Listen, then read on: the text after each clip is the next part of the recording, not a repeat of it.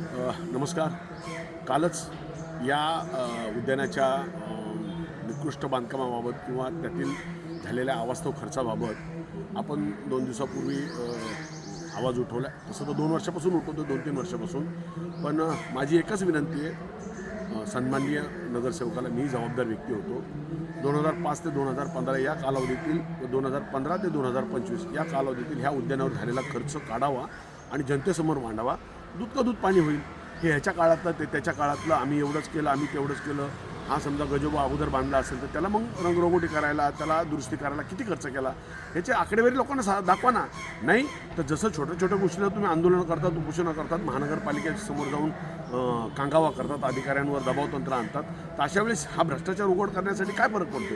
माझी विनंती आहे की या विषयात आपण आवाज उठवला तर ठीक आहे, नाही तर आम्ही तर आवाज उठवणारच. यासाठी समाजातील चळवळ उभा राहू लागलेली आहे आणि बरेच लोक समाजातील या सेक्टर 48 उद्यानातील घोटाळ्याबाबत आवाज उठवत आहेत आणि उठवणार आहेत. धन्यवाद. जय हिंद, जय महाराष्ट्र.